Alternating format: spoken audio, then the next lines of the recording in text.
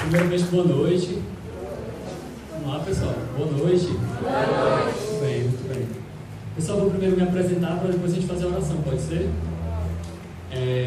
Para surpresa de muitos daqui, né? Eu tenho 24 anos, né? Estava todo mundo pensando que eu tinha 16, né? Eu tenho certeza disso, estou brincando.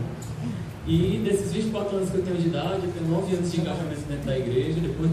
Depois da minha crisma, eu entrei de fato na igreja e eu não era, como se diz, um menino de igreja, né? Antigamente, né? Até aqueles meninos são tudo direitinho, né? Com a igreja, tudo. Não era, né? Era um menino assim, meio sem noção, né? E na crisma, assim, Deus realmente me conquistou, me levou a segui-lo mais de perto. Então, com 15 anos eu entrei na igreja, já com 17 anos eu tinha um desejo muito forte de me consagrar a Deus, de ser todo de Deus. E comecei a traçar a minha vida seguindo esses passos, né? Fiz o primeiro ano de engenharia mecânica, fiz 1 ano e meio de engenharia mecânica, mas saí por um motivo vocacional, por ver que aquilo ali não era minha vocação, e entrei e fui fazer filosofia, né? Na verdade, entrei em convento, passei 2 meses, uma experiência religiosa, saí do convento e fui fazer filosofia visando já o sacerdócio, né? Então, eu sou graduado em filosofia pela Faculdade Católica de Fortaleza, que é onde o seminarista de Fortaleza estuda. Estudei lá sem ser seminarista, como leigo, e como sabia também que eu não ia entrar no seminário, assim, em curto prazo, também fui fazer a filosofia leiga, né? Fui fazer a filosofia na UFC e licenciatura na UFC em filosofia. Então, eu tenho 2 faculdades de filosofia, né? Mas eu não sou doido, eu estou ficando ainda, assim, é um processo que alguns parecem que já estão mais adiantados, na verdade, assim, do que outros. Eu estou brincando, viu, pessoal? Então, eu queria partilhar um pouco, antes de fazer mesmo a oração, como é que eu conheci teologia do corpo. Foi assim, uma coisa meio do acaso, né? Assim, meio do destino, ou para nós que somos cristãos, né? A providência de Deus. No site da minha comunidade, tinha uma formação, né? Que eu achei muito interessante sobre castidade. Aí eu, cara, que legal, eu entrei lá, né? Chastity.com. Né? Vai ter alguma coisa em português, aí eu entrei lá, né? Eu não sabia ler quase nada em inglês, né? Mas lá em cima tinha um linkzinho do YouTube, eu entrei lá, na esperança de ter algum vídeo legendado. Na época não tinha legenda automática, né, do YouTube, as legendas do YouTube aí. E de fato eu tive a sorte de encontrar, né? E aí nesse canal tinha assim uns 20 vídeos, né? Eu gostei tanto que eu assisti os 20 vídeos assim alucinadamente, né? Assim, parecia seriado, né? Tem gente que assiste seriado assim, parecia Netflix, né? Assistia assim alucinadamente, um atrás do outro. E um dos vídeos, o Christopher West, que ela citou, né? Ele falou sobre teologia do corpo. O que é isso, né? Aí eu botei no olho de Sauron, né? O Google, aquele que tudo sabe, aquele que tudo vê. Botei lá, teologia do corpo, né? E na hora que eu entrei lá, eu encontrei um site teologiadocorpo.com.br, né? Por que não? Aí quando eu entrei nesse site, tinha várias coisas em português e tinha um curso online, que quem ministrava era o Daniel Pinheiro. Aí eu assisti o curso todinho, mas eu lembro assim, na segunda, na terceira aula, eu fiquei tão empolgado que eu disse, cara, eu preciso te trazer para minha cidade, como é que eu faço? Né? Mandei um e-mail para ele. Ele, cara, eu sou de Fortaleza. Que coisa boa, né? Cara, a gente precisa se encontrar, eu sou Deus massa, sou do homem, tudo. Ele, mas já fui do mundo. E depois eu descobri que ele já foi do Conselho Geral da minha comunidade, né? Então, às vezes, a graça de Deus, ela está muito perto, né, de nós, às vezes nós não percebemos, né, a graça de Deus atuando.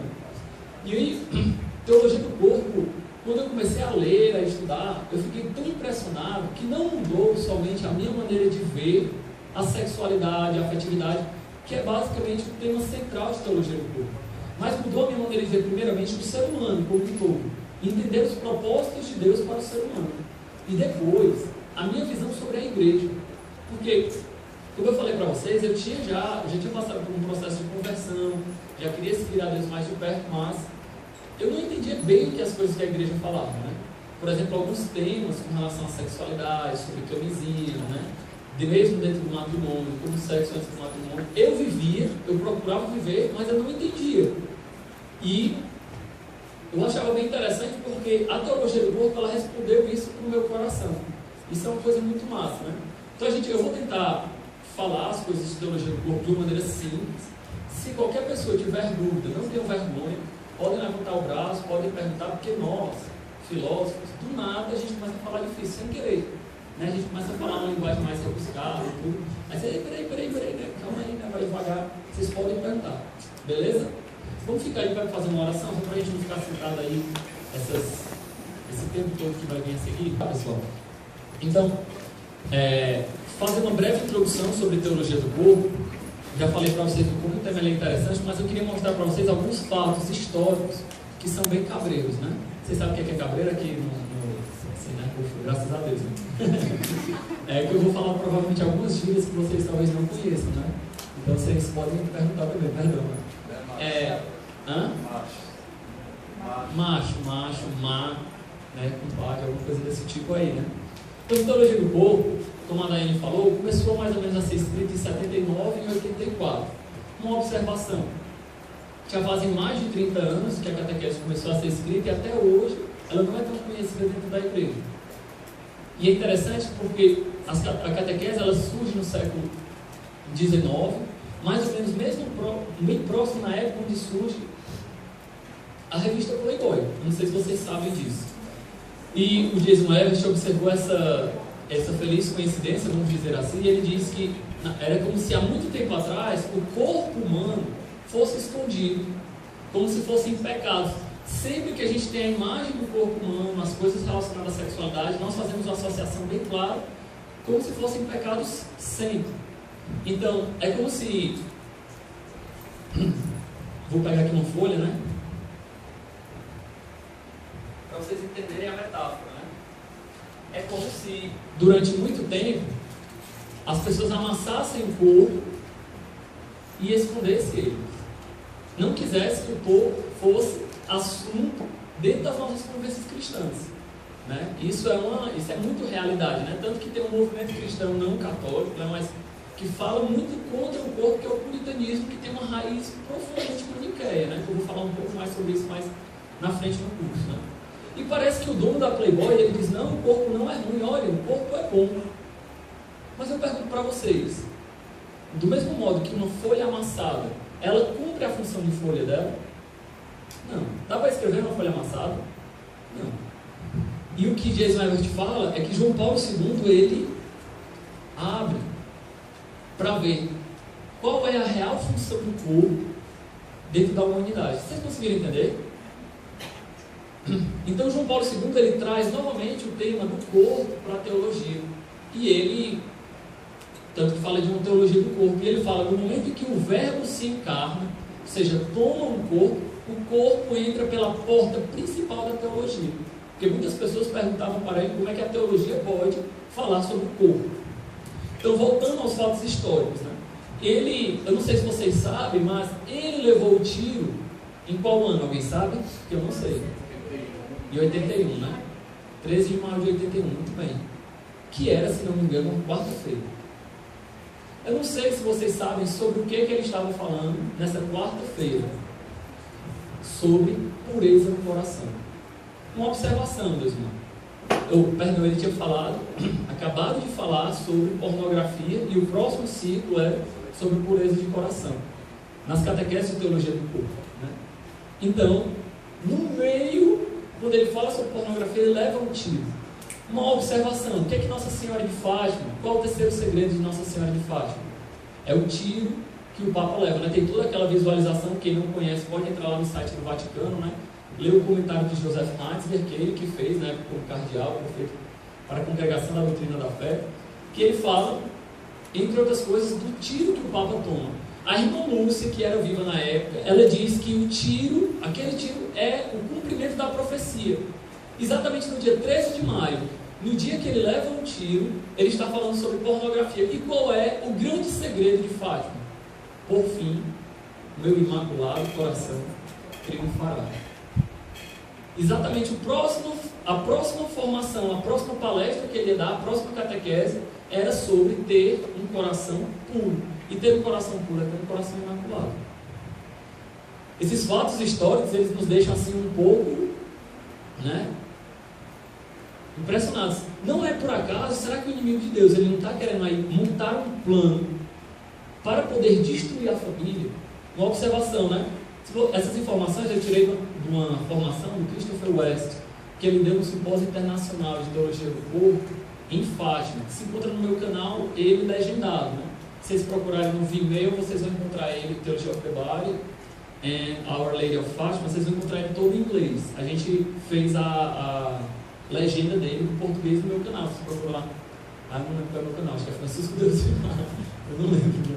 Mas está lá, você bota Teologia do Corpo, Nossa Senhora de Fátima, tem uma palestra dele que ele fala sobre isso. Então, sigamos adiante. Quando a gente vê esses fatos, naquele mesmo dia, naquela quarta-feira de manhã, ele estava tendo uma reunião com o Jerome Lejano, que é um dos grandes providas que fazia pesquisas com células-troncos não embrionárias. Exatamente mostrando, e ele estava tendo essa reunião mostrando que naquele mesma época, a Rússia estava com um planejamento de aprovação do aborto. Né? Eu não sei se vocês conseguem ver, né, os fatos. E Nossa Senhora de Fátima, ela fala, rezem para que os males da Rússia não se espalhem. E os males da Rússia não é só o comunismo. O grande problema do comunismo é a antropologia filosófica do comunismo, que é exatamente contra a família. O comunismo, ele, na base filosófica dele, né, que é em Marx, né, e Marx toma muito da antropologia de Ludwig Feuerbach, ele é totalmente contra a família. Né, ele fala que o homem é um ser em espécies, né, uma coisa que João Paulo II, a gente vai ver mais à frente, que ele é contra isso. É um ser de espécie e ele se move conforme a sociedade. Para isso é necessário haver a quebra das divisões na sociedade, inclusive as quebras de divisões dentro da família, quebrar com a hierarquia de pai, filho, mãe e filha, marido e mulher. Será que isso é atual, né? Essa ideologia de gênero que é exatamente tirar as diferenças entre homem e mulher, né? Então, alguns fatos que nos deixam um pouco impressionados, né? Antes dele, Paulo VI tinha escrito uma encíclica, Humanae Vitae, que falava exatamente contra os métodos contraceptivos e etc. E é o primeiro documento da igreja que fala muito claramente sobre a intimidade conjugal. E o Paulo VI, ele teve dúvida de promulgar esse documento, por quê? Porque os bispos não eram concordes, todos eles, a maioria deles, sobre esse fato. Não sei se vocês sabem disso.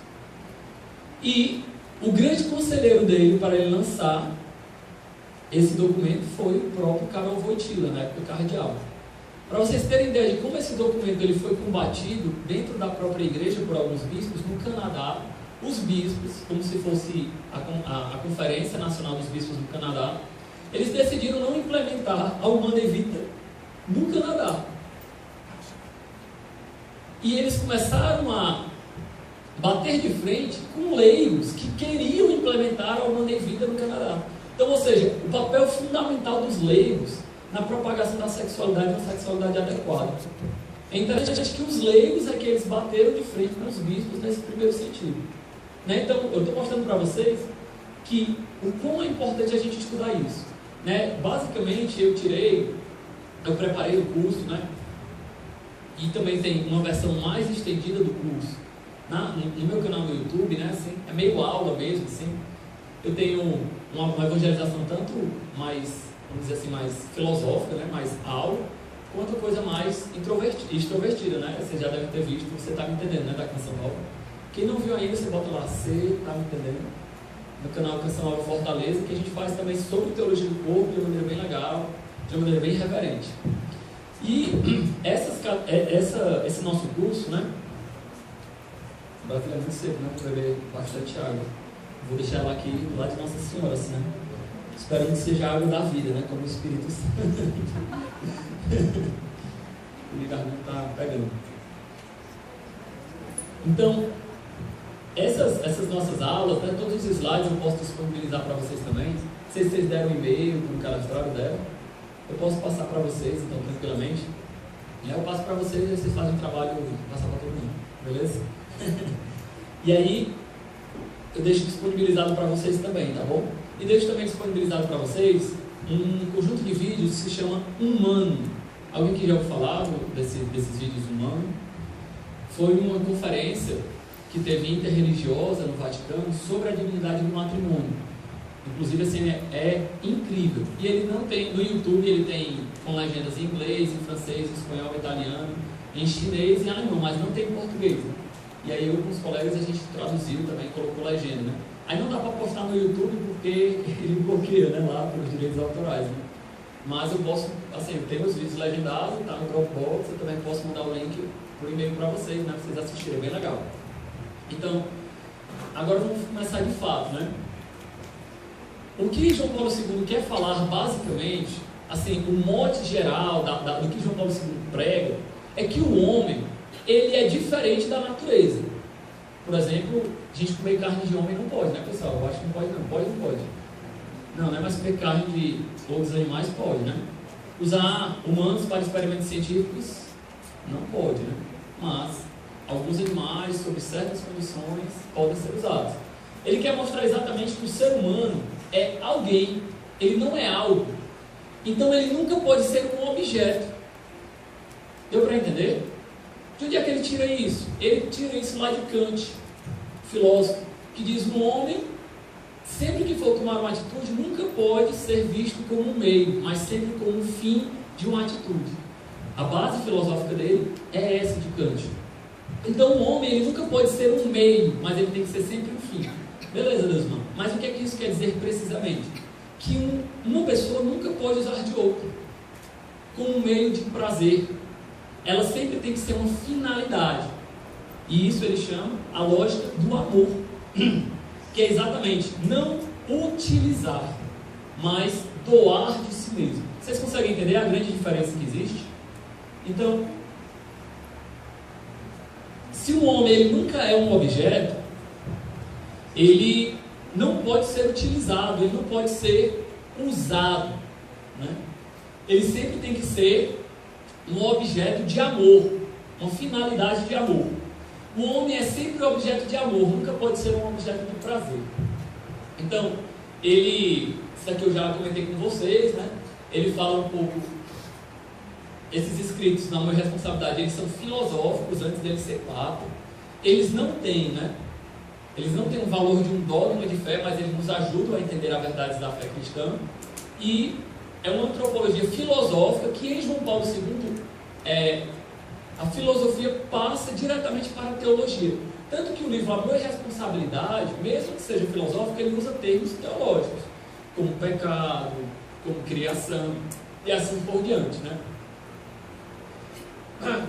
Os conceitos básicos, né? O homem ele é entendido numa totalidade, e não só nos aspectos parciais, ou seja, ele não é visto somente como um corpo, não somente como uma psicologia, e não somente como um espírito, mas ele é um ser que tem um corpo, uma psicologia e um espírito. Sim ou não? Então a filosofia, o que ele fala sobre a sexualidade é muito realista. Ele não nega, por exemplo, o nosso corpo, a necessidade de prazer, a necessidade de convivência, de afetividade, de ternura. Mas ele vai mostrando onde é que cada uma dessas coisas são adequadas dentro do relacionamento entre homem e mulher e relacionamento de amizade, de fraternidade, né? Então, o homem, mais do que ser só uma realidade corporal, ele é um ser aberto a Deus. Isso é fundamental, né? Ele também, né, João Paulo II, ele não é um puritano, né, dizer, não, tudo que é nudez, tudo que é sexo é errado. A gente vai ver até, ele tem até umas coisas assim bem ousadas, né? Ele fala sobre nudez artística. Lembra-se que ele escrevia peças de teatro e assim por diante, né?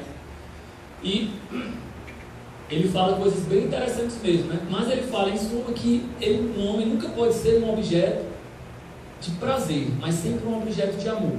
Não é que ele negue o prazer, mas ele fala que o prazer ele deve estar ligado sempre com uma lógica de amor. Estava olhando para trás, mas parece que olhando aqui para o computador, né? É um negócio meio complicado, né? Assim. Então, os atos do homem têm consequências e responsabilidades, né? Ou seja, o homem, né, ele usa filosoficamente no livro Max Scheler e Ética Cristã, ele vai mostrando que o homem ele é causa das suas ações, por isso ele é responsável. Ele é responsável pelas suas atitudes, né? Ele faz a diferença entre aquilo que ocorre dentro do homem, do aquilo que o homem faz. Como assim? Os nossos sentimentos, por exemplo, tem como alguém não sentir alguma coisa? Os sentimentos eles são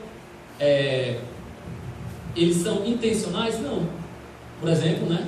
Imagina aqui, só para dar um exemplo para vocês, eu sou homem, né? Uma boa parte da plateia é mulher. Vamos supor que eu estivesse de bermuda, né? As mulheres certamente não olhariam para minhas pernas. Faz parte da natureza da mulher. A mulher não é tão ligada nessas coisas. Mas se fosse o contrário, tivesse uma grande maioria de homens, numa mulher de shortinho aqui, a gente ia olhar de 500 a 600 vezes. Isso faz parte da natureza. É verdade ou é mentira isso? Isso faz parte da natureza do homem. Isso ocorre no homem. Eu não consigo explicar como, velho.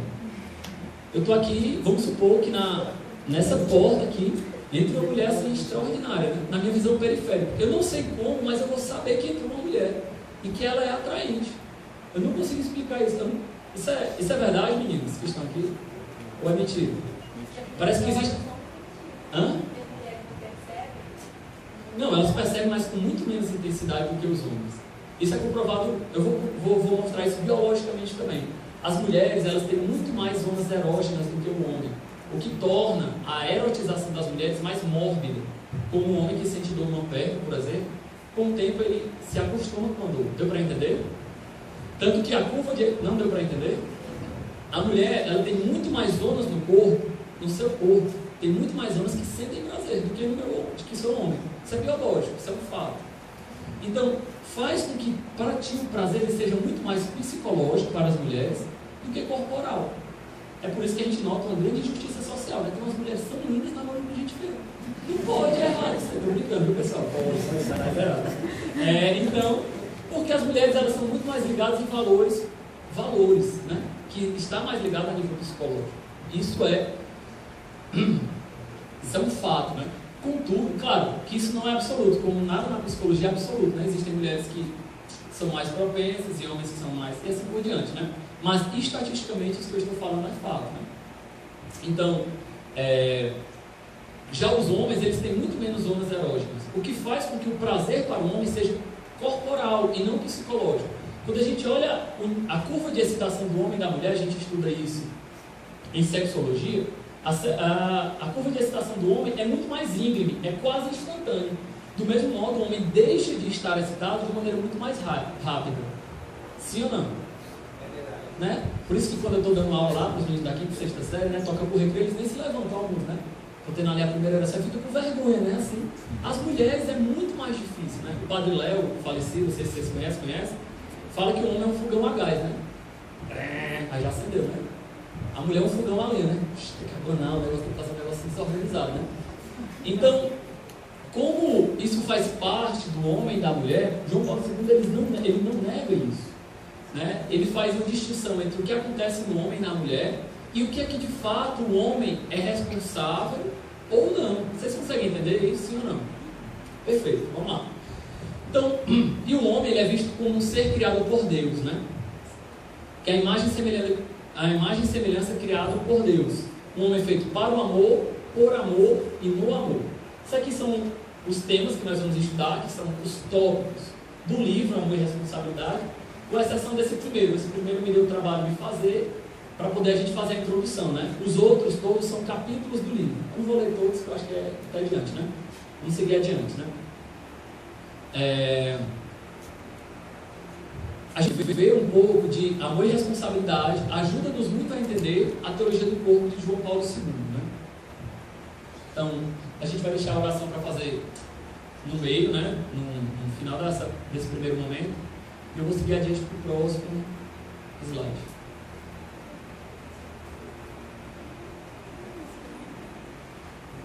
Então, falar sobre a lógica do dom